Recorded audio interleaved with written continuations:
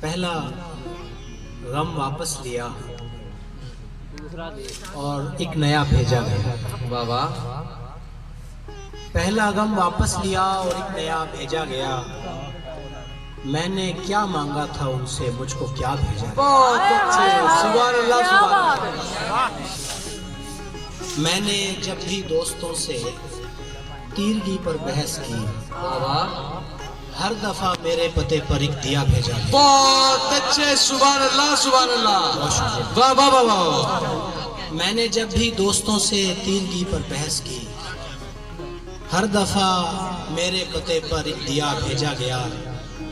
ایک شجر کو چھو لیا تھا اور سزا کے طور پر، بہت اچھے، ایک شجر کو چھو لیا تھا اور سزا کے طور پر، ہم جہاں کے تھے نہیں ہم کو وہاں بھیجا گیا۔ بہت اچھے، سبحان اللہ سبحان اللہ۔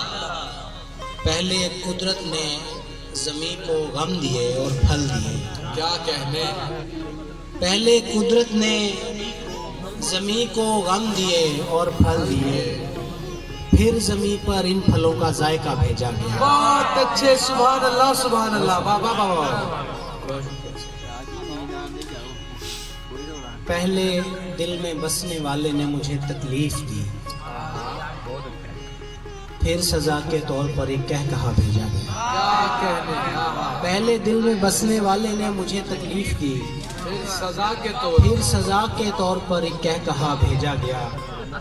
روشنی کو بھی بقا کا مسئلہ درپیش تھا، اس لیے ہم شاعروں کو اس جگہ بھیجا گیا۔ کیا کہنے، سبحان اللہ سبحان اللہ، واہ واہ واہ واہ۔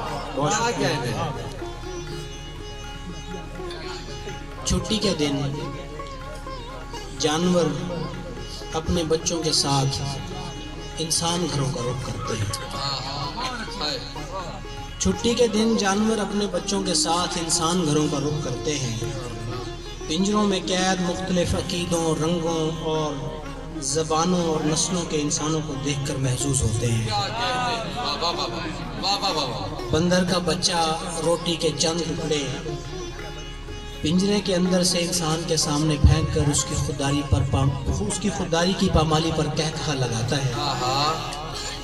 دور کسی جنگل میں شکاری ہرن ایک عورت کے سینے میں تیر مارتے ہوئے بالکل نہیں سوچتا کہ اس کا ایک شیرخوار بچہ بھی ہے۔